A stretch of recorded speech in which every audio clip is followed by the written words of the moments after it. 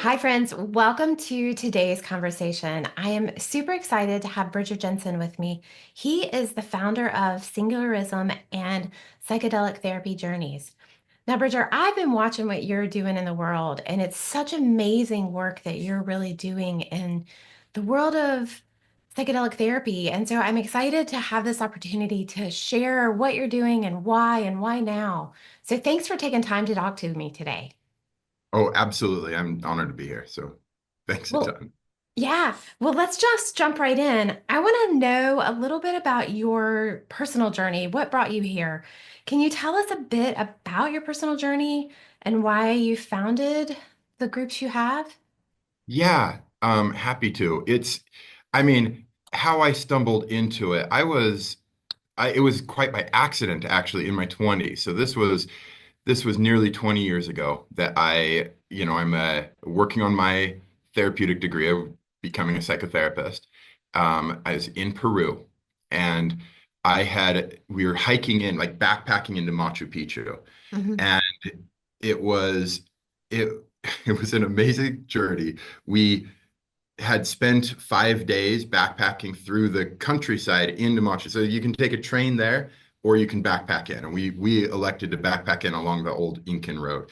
And the Sherpas who were carrying our stuff, Sherpa is they were Quechua native people in Peru that were descendants from the Incans. And every day, I can't speak their language. I don't speak Spanish either. They don't even speak Spanish, or at least not well. And so we were like two languages away from each other. And I would go over and share a little bit of my backpacking food with them, and they would share their backpacking food with me. And I made friends with them despite not ever having been able to share a word with each other. And on the last night, we're overlooking Machu Picchu. We're about to go down into it the next day. And they beckoned me over, and they were all in a circle and they were sharing a drink with each other. And and they invited me over. I had no idea. I had never even had any mind altering. I had never had a coffee in my life. I was in my mid 20s, never had alcohol, never even had a coffee. And I sit down and they uh they offer me this drink, a small what looked like a very small amount. It was like maybe a shot and a half worth. And and I look at it and I'm like, okay. And I can't ask them what it is, but they're all watching me really close and they're like, this is for you. And it was clear. And they asked me, they're like, come down on your knees. And I went down on my knees and I asked him, and I don't know Spanish. So I was like, what, you know, KS, what is? And they looked at each other and they said some words in another language. And then one of them kind of said medicinal plante. And I said, oh, it's a medicinal plant. I was worried it was alcohol. And so I I just downed it because I didn't think it was a problem. And I go back to my tent and my guide, who spoke English well and spoke Spanish, um, but didn't speak Quechua, uh, asked me, she's like, "What did they want you for?" And I just told them, and she got really worried, and she goes, "Wait, what was that?" And and I started to have these powerful visions and hallucinations that night. I never told people about that because I didn't know what it was. I thought people would think I was crazy. And so that was my first experience with psychedelics. It was quite by accident, but it was a night of visions. It was a night of seeing the vibrations of the world and feeling the jungle, like being part of this mountainous jungle. It's the most at that time in my life, it was certainly the most spiritual spirit experience of my life. Stumbled upon quite by accident and unknowingly just by making friends with these indigenous people. And it still wasn't for another 7 or 8 years that I had on my 32nd birthday, my next psychedelic experience, but they've all been a very spiritual and life changing or altering, life improving experience for me. And so got started quite a long time ago. As I became a therapist, I built a great reputation. I grew in my reputation until the point that I was getting national referrals.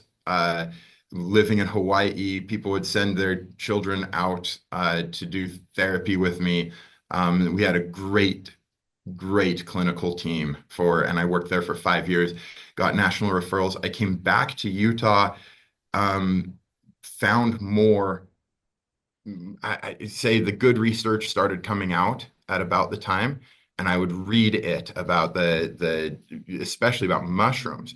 I had not had many experiences with mushrooms or much, but I will say for me, it's never been a recreational experience. I mean, certainly there are recreational aspects, but Right. it was never about sheer recreation for me, even from the beginning. The first experience I just described was absolutely an accident. But the truth is that every experience since has been a heart-opening, mind-blowing, humbling, ego-dropping experience for me every time, leading me into a path further and further along in this. So what I really started to do, and back to your question, so that's how I got started, but then how I started to do this as a religion was I just looked at how effective it was, how powerful it was, and I say effective in improving and changing lives. And then I looked at, well, the whole backyard shaman underground community is plagued with a lot of problematic behavior. And I'll admit that I learned clinical skills as I was in my profession, but I learned my psychedelic history through the backyard shaman and a spiritual community that has done it on the gray market for some time. Mhm. And truly, I wanted to combine a good, solid clinical approach with the spiritual model and the background and the I didn't want to appropriate anything. So I decided to found my own religion over this, and proudly so. But it has been a journey. There have been ups and downs and skirmishes with legal organizations, and I have arrived on top and and feel very fortunate to have. And I feel like the best job in the world because now I can combine my clinical practice with the spiritual practice and have a truly unique organization that does things according to best practices and does it according to evidence-based models, but at the same time, we practice a truly mystical experience and we facilitate a mystical experience for people through these means. So, I love hearing that for multiple reasons because so much starts in Peru. I've done the Peru hike, 2 weeks, Choqquequirao. Um, oh, I did not partake in medicine, but I was right there with you, listening as you were talking about it and knowing how spiritual of an experience that is on its own, that then adding plant medicine into it really has to be that moment of vortex opening, even if it took you 6 or 7 more years to get there. There has to be that little crack opening to get there. And I think a lot of people experience those moments along their journey that are cracking open moments that don't actually fully open until 5, 6 years later. that is right. That is absolutely correct. And it's it has been my experience it has been my experience for me every time that it has cracked me open. What you call it vortex opening. I like it. Um, it it has been a life-changing experience. The experiences are so different individual to individual, though. I mean, tell me if you'd like that shares what is your experience with vortex opening? Mine has all been more on the kind of on a different experience. I've been through my dark night of the soul. I've been through that moment of surrender. And I think that's really where people find that moment. And I imagine that's also what happens with plant medicine is that moment of surrender when the pain is so much, but you must go through to get to the other side. That's actually is a big part of it right there, what you just said, that you I don't want to say induce pain. It's more like we come to it and we realize we have been in pain. And Hmm. it reveals that to us. It reveals that we are, I'm a very optimistic person. And I never in my 20s liked the whole Buddhist philosophy about life is suffering and Hmm. that we are going to suffer. But as I've grown, I hope a bit wiser and older, it it strikes me as clearly true that maybe especially evolutionarily speaking, I'm a big believer in evolution. However we arrived, I think it's through evolution. And I can see that evolution gave us suffering as a gift to propel our species forward. But it does mean that every instance, like even Elon Musk, I heard an interview not long ago with him where he said, he is so successful and people are calling him brave and competent, people were complimenting him. And he's like, well, the truth is it's not that I have a fear of failure. I just have a fear of not living my potential and doing everything I could possibly do. Yeah. And I'm like, that is fear, and fear is anxiety. Fear is suffering. And so even those that have achieved the greatest and feel brave to everything, the truth is we all suffer inside to propel us forward. The suffering and progress can't be reasonably separated. They are highly correlated and positively correlated. Nietzsche said, "Whatever doesn't kill you makes you stronger." And I definitely think so. When you mentioned the pain, yes, the experience doesn't have to be painful, but the some of the hardest journeys or voyages in psychedelics are very difficult, and you face yourself. Um, I think in our conversations in the past, we've mentioned that we're both fans. Tell me if I'm wrong about this, but we're both fans of the Never-Ending Story. Do you remember the Hmm. Never-Ending Story? Yeah. Okay. I didn't know if that was my imagination or not, but do you remember that moment where the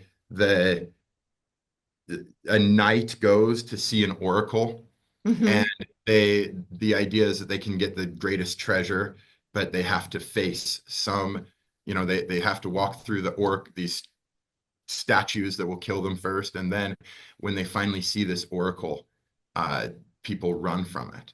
And in the end, what they're facing is themselves. I'm getting shivers as I'm saying this because you Yeah. face your own demons, and that's where the treasure is. But facing yourself, facing your demons, seeing what is inside of you. It said, I'm going to paraphrase, I don't remember it perfectly, but that the bravest of men run when they see themselves clearly and when they see themselves not as they choose to see themselves or as they have forecasted others will see themselves and projected, but as they truly are. And that I think is what psychedelics offers, to see ourselves truly and not how we see ourselves. And you see, if you suffer because you see yourself as less than, you will see yourself truly, and you might be overcome with how powerful and lovely and beautiful of a person you really are. And so people suffer from different things. Yeah. Mhm. I appreciate that you say, I have so many notes of things I want to go back and revisit what you're talking about. Um, Okay.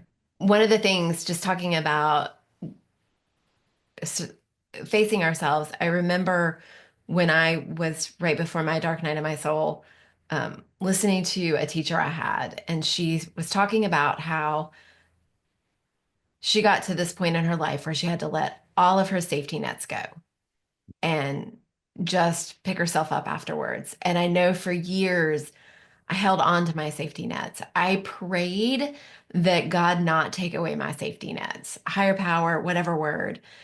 And then there was that day that I went, okay, take them away. I'm ready to do this.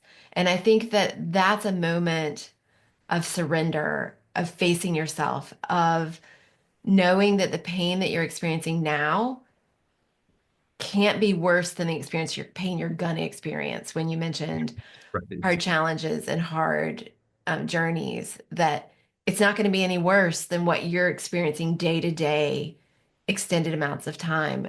So I wanted to bring that kind of in that moment of Avoidance. letting go. Avoidance creates small amounts of pain for long periods of time, right? Yes. Yeah, for sure. Yeah. And so Carl Jung said that the treasure you seek will be in the very caverns that you are avoiding.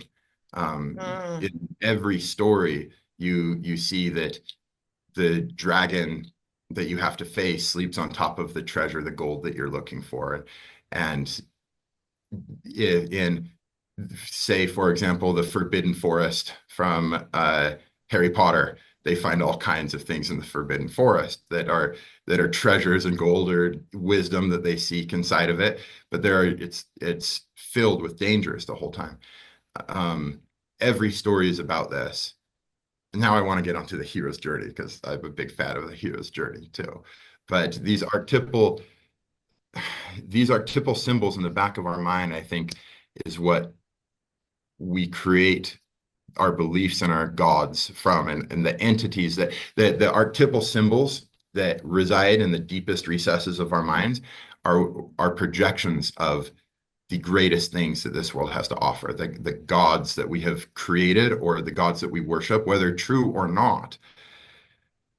They are symbols in our minds, and they are in the backs of our minds, and they come forth uh, when we try to be something. So we try to be masculine or feminine, we try to be dominant or submissive, or we try to be a jokester, a ruler, a jester. These archetypal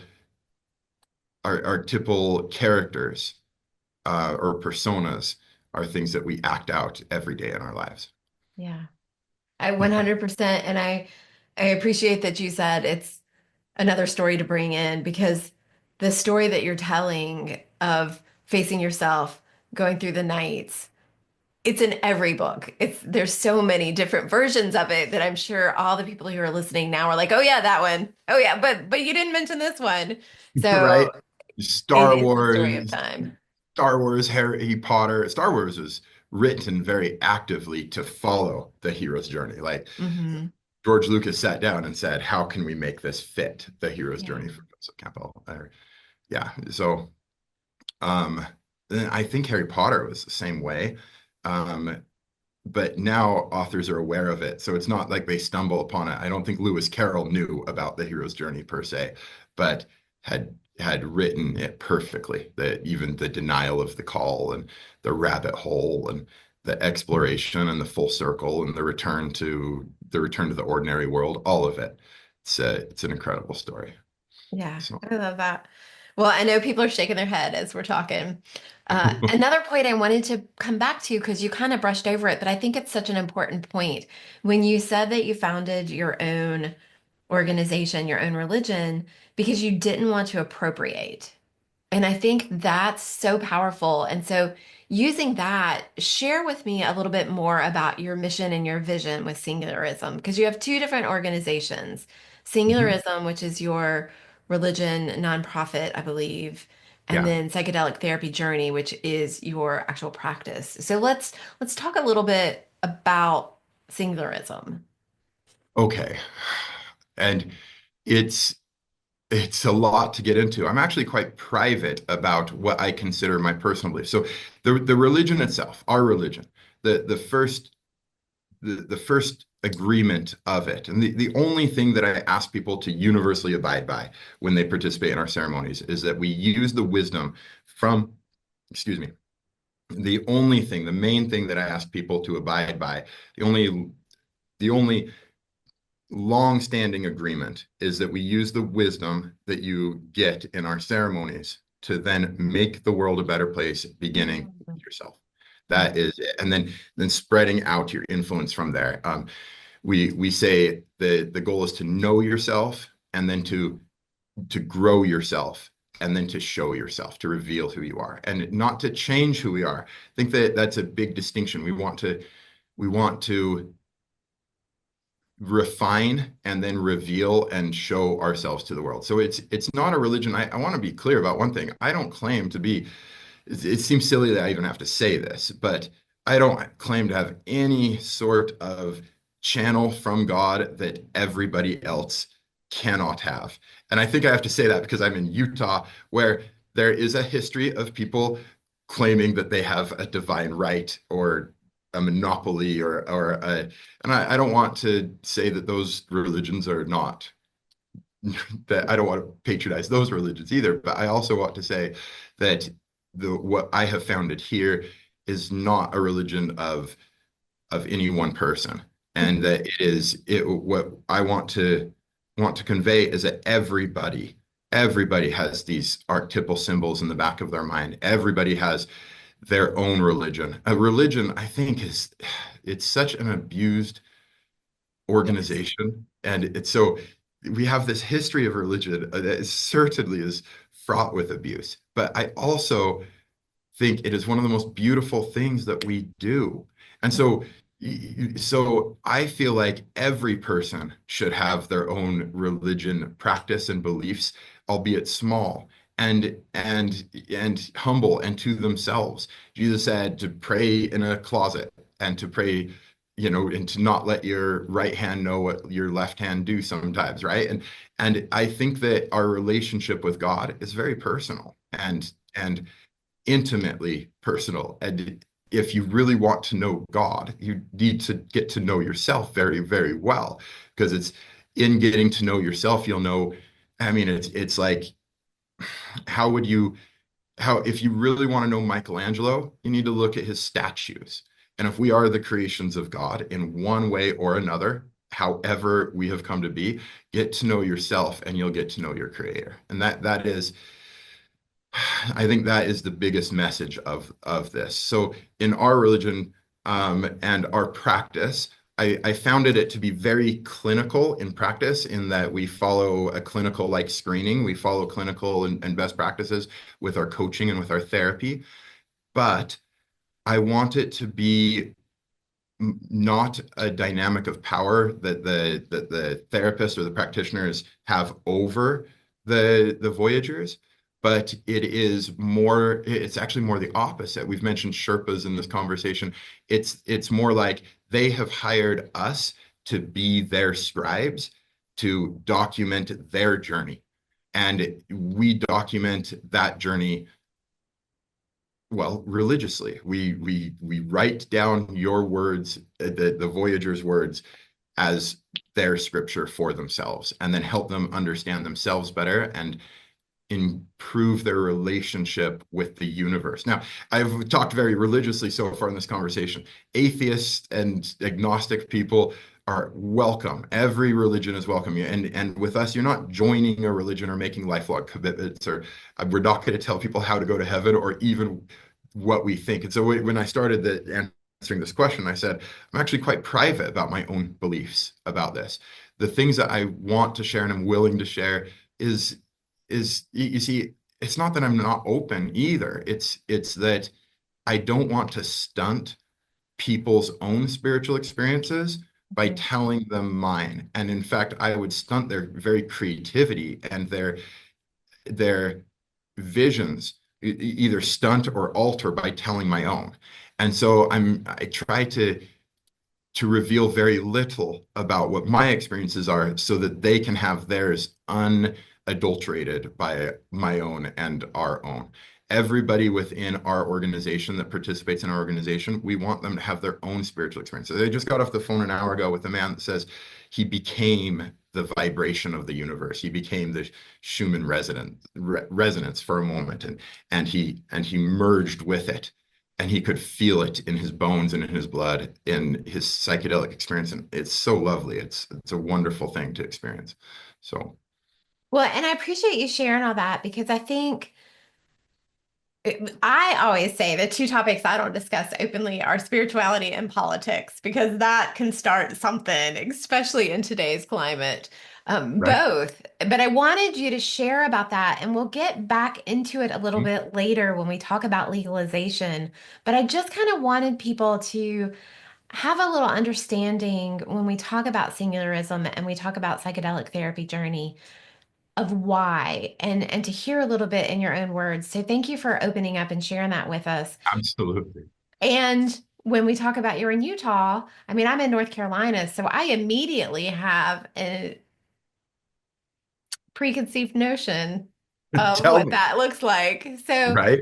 but we'll revisit that a little bit later. What I want to talk about now is introducing psychedelic therapy journey into the fact that that's where you do psilocybin and how those therapies go. So, share a little bit about your mission behind psychedelic therapy journey. Why the Well, work is meaningful to you. let me just the let me start with, the mission. They are in tandem with one another. They are parallel between psychedelic therapy journey and singularism. The truth is, we founded psychedelic therapy journey to manage, uh, and so that we could also pay taxes more easily. And so it's so that we don't. People were afraid that maybe you're using a religion to just circumvent or to otherwise get around the law. And I'm quick to correct that. It is in absolute sincerity that we have founded singularism and that we've made it a clinical like practice. So the next thing people say is, well, are you practicing therapy, or are you practicing a spiritual art? And I go, I don't know when we decided to separate our spiritual health from our mental health. But whatever, whenever that forked off from one another was a mistake, because I do think our spiritual health, and again, I want to say, whether you are agnostic or atheist or deeply religious, our spiritual health is tied into our mental health. I would say it is intimate. It is one. You cannot be mentally well without deriving meaning from your life. And I would say that the definition of spirituality is founded in finding meaning in this world. Um, and Carl Sagan, a scientist, a renowned scientist, speaker, an author, would readily agree that finding purpose and meaning in life, that is what he called a noble goal, and that we ought to seek that noble goal. So your question, I think your question, going back to it, tried to stay on topic here, but was why and what are we looking for and what is the mission and vision? And let me read it to you. It is the mission of singularism to harness the transformative power of entheogens to foster mental health, spiritual growth, and existential clarity. We are dedicated to using insights gained from these experiences to alleviate suffering and to make the world a better place, beginning with our own lives. That is our mission. We just want to help people grow. We want to help give people these powerful experiences in a safe and secure environment.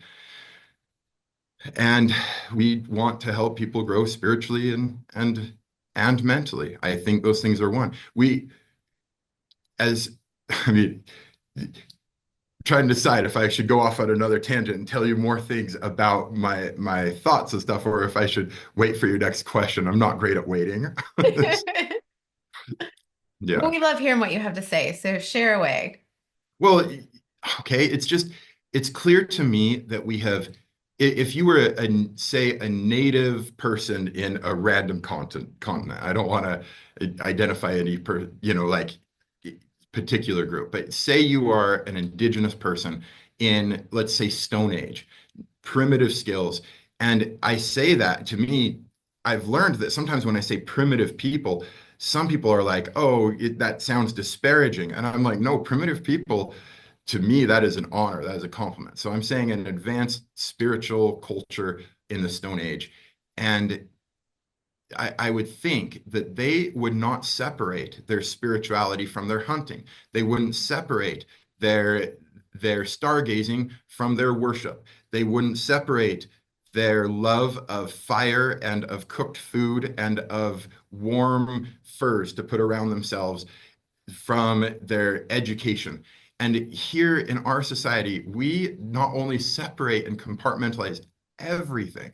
Yeah. We do it with different teachers every time. So you go to first grade and second grade and third grade, and you have an hour for math and recess and play and lunch to, and we send this message to us culturally beginning at the youngest age of our lives that church is separate from school. And then we separate mental health from physical health. And then we separate our physical health from our diet, which doesn't make any sense. But we think we're going to be physically healthy and not have a good diet. We think we're going to be mentally healthy and not have a good spiritual life. Then, even within education, by the time we're in junior high and high school, we separate our education from math to science to uh, the arts and the language arts, and we separate and compartmentalize everything. And then I I think it's at a real loss to not see everything that we do as something that derives meaning. And the difference is that a primitive person, I believe, back in that time would have combined their spiritual beliefs with every aspect of their life, and to have made it so that when they eat, it is a spiritual experience because you had to work so hard to get that food. You appreciated and in gratitude shared it with one another with a gratitude and a fervor I don't know that we have today. I don't think we Mhm. often do. It's a whole different mentality that I think we have lost and forgotten. And what I what I say, I wish we had a whole college and an education behind this, but the the truth is, I would like to see people. Part of singularism is combining every aspect of your life to derive meaning from it, and to seeing our education, our worship, our mental health, our physical health as as one thing under the umbrella of establishing meaning and purpose and spiritual pursuit in your life. Yes. Yes to all of that. Check the box. Sign me up. Um, I appreciate you taking it back to primitive because I think that's where the word ceremony really comes from. And that's one of the things that I've tried in raising my son is to bring some ceremony into our daily lives, into saying three gratitudes at dinner, into being aware when I take my dog for a walk, so that we're bringing that back into our daily lives because we've definitely separated ourselves from it. And I think that's part of the coming back together to ourselves. So Right. I check box, yes, everything to that. Well, the quest, I think if you were to take all religions and you were to take all different psychologies and all philosophies, and you were to say that what is the unifying quest of these disciplines, it would be to know yourself. It would be Hmm. at the heart of it all. Every religion begins with a creation story. And Hmm. what is a creation story but establishing identity for us? And so a creation story is a necessary part of any religion. I I think that in psychology, the pursuit of psychology is to understand our minds and to understand what motivates us. You'd call it behaviorism, or you'd say in humanistic psychology that we are motivated by gratitude and genuineness and concreteness and unconditional positive regard. And you would look at positive psychology and you would see every and then you could look at religions and you could say, okay, well, Christians have this belief about who we are. Buddhists have this belief about who we are. Islamic and Jewish people have different beliefs about. Everybody has, though, a creation story. So religion, psychology, and philosophy all unite around establishing a identity and to know ourselves. And that's why they put it above the Parthenon. They above the Parthenon, they wrote "Know thyself" as a mission statement for ancient people. That that I mean, what else is there besides establishing our identity in the universe and having a relationship with the universe and knowing our place in that? That is an important part of establishing meaning. It's an important part of establishing our spiritual beliefs and our education and the pursuit of truth in that. Mhm. Yeah, I just want to like end everything you're saying with an exclamation point to a kind of an agreement of yes, that's what I'm here for. That's what I see in this life. That's what I want to experience in this life. And there are the everyday struggles of going to the grocery store and hitting car line with your kiddos or doing homework or paying the mortgage.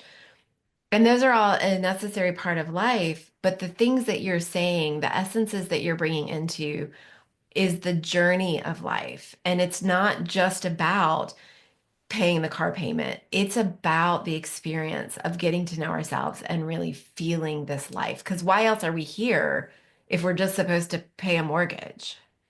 Heat.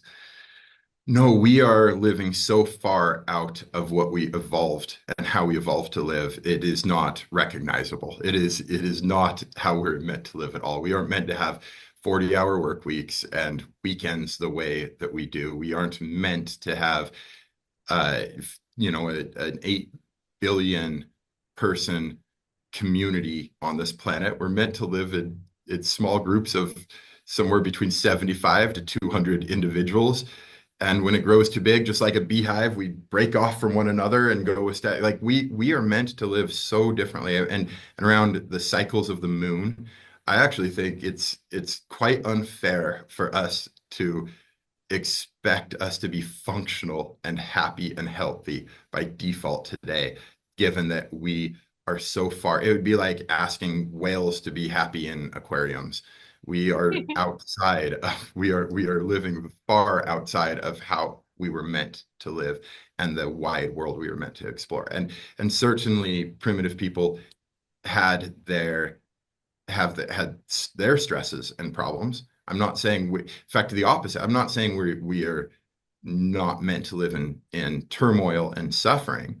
Quite the opposite. I think we are supposed to live in some degree of turmoil and suffering and to develop ourselves to be resilient to that and to increase our ability to be able to handle that. And you know, I also talk a lot about knowing ourselves, and I'm so grateful for science in modern life to be able to shine a lot of light on who we really are in this universe. And I'm glad we have discovered proteins and amino acids, and that we have our theories of how life started and our creation story.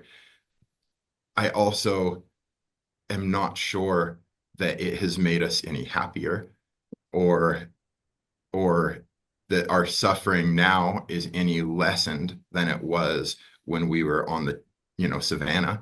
I think that we suffer very similarly, just over many different things. We have first world problems now instead of eagles picking up our children while we turn our back. It's a whole different set of problems. When But I you're think right, mortgages, this is not a problem we evolved to have.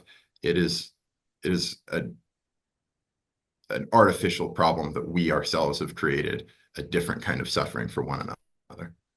when I think it's all part of the evolution because the world has to evolve so that we can evolve and it's part of the experience to keep having the different experiences, to evolve through our experiences and to let our experiences be what help us evolve.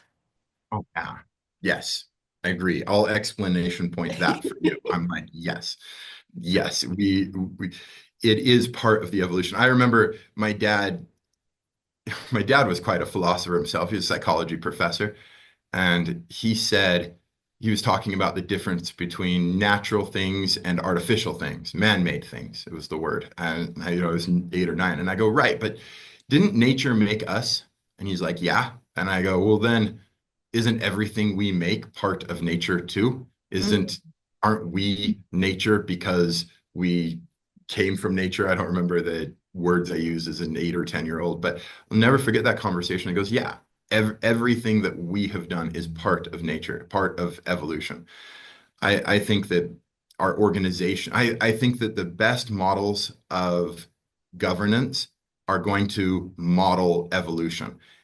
Business and government both, model evolution in that it's survival of the fittest, or in business's case, survival of the profitable, perhaps you'd say. It is, it is evolution itself, and an adapting organization can survive. If an organization does not adapt, eventually the climate or the culture around it will change enough that any business or organization will not survive. And so just like 99% of species that have ever evolved on Earth have gone extinct, also 99% of businesses that have been founded historically in the last 1,000 years go out of business at some time. And so the more we mimic our natural world, the more we'll thrive. Um, yeah, I firmly believe that. I think also, oh, you were No, about go to ask ahead. a question. No, Yeah. no, no, you start. You ask. No, I was going to just kind of recap what you said, but you've got more to say, so say it. Well, the truth is, in bringing this back to ethiogenix, um, one of the things that we have lost is in how we have developed our culture is that I think, Nietzsche said God is dead. And it's an inflammatory comment. I remember hearing that since I was a kid. I didn't know who Nietzsche was. You're right. But the truth is, it's the full quote is that God is dead and we have killed him. And Mhm. as and I'm like, well, that is literally the story of Christianity. I don't know how Christians could take offense to God is dead and we have killed him when that is what Christianity was founded on, was that God came to earth and embodied a body and then was crucified by the powers that be. Now, of course, he came back. I would add that Nietzsche's book in this was that it was a warning. It was a warning that we may figure out more about that science and progress and globalization and industrialization and colonization have helped us figure out more about our identity, but at the peril of losing some of the ancient wisdom that we had developed at the time. And that we are killing God culturally, which is a deeply ingrained concept that looms in the back of our minds that we cannot let go of without letting go of our entire identity. And if we let go of our identity, we let go of our meaning, our purpose, our spirituality, which is central part of our happiness. And so we lose something.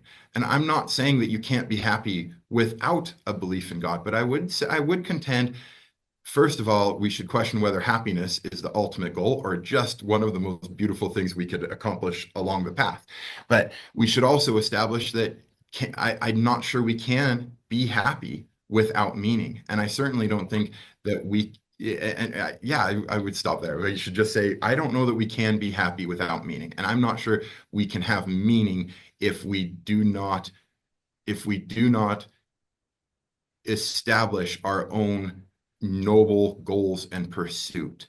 And for me, that has been a spiritual quest of that I have found through psychedelics. And psychedelics have led me back to a path of meaning and happiness. And I have seen it do this for hundreds of people. Here at our center in the last year, we've done 225 rounds of this practice with many people. Most people booking, 2 to 4 rounds, or most people booking 4 rounds with us and coming back over and over to go deeper into this spiritual experience and learn more about the inner recesses of their minds. And that's the beautiful thing. And I mentioned earlier that our goal is to not pollute or adulterate their beautiful highest selves and their highest thoughts uh, with our own meaning. We don't want to tell them how the universe works. We want to listen to how the universe works for them and reinforce that. And in that, we consider ourselves to be very faith affirming. We want to help people go deeper into what beliefs they truly have and what faith that they have, and to derive meaning from it, and for that meaning to come from within, not to be told what is meaningful and then be commanded to follow that, but to get in touch with the parts of themselves that were created by what they believe their creation is. Yes. I think from my experiences with you and my interactions, that really sums up what you bring to the world and the work that you're doing in the world right now is facilitating people to connect with themselves. And we need those facilitators in the world, whatever route they are, if they're a life coach, if they're into medicine. It's for me, I believe that experience is also like our faith. It's different for every person. So this is a great avenue that people have to explore. And I really appreciate your time today. I know we're going to do another conversation coming up that's all about psilocybin and how and why and its role in healing. But thank you for your time today to really introduce you and the work you're doing in the world. I think people are going to be really excited to have gotten to know you today. Thanks so much. It's been an honor. And I hope you come out someday to Utah, and you're welcome to experience. I wouldn't be, I suppose I want everyone that this calls to have the chance to partake in it. I really feel fervently that if it calls to you, and it is safe for you, and if you are committed to yourself in the process, and if it is effective for you. I have six things I screen for, but I keep wanting to list them all. But That's the truth fantastic. is, if it calls to people, if it is safe for people, if they're committed, if it is effective for them, and if it is ethical to participate, and truly you want this powerful mystical experience, uh, yeah, come out and do it. Book an appointment or a consultation with us, and we'll get you started on your psychedelic therapy journey. Awesome. Thanks, Bridger. Thank you.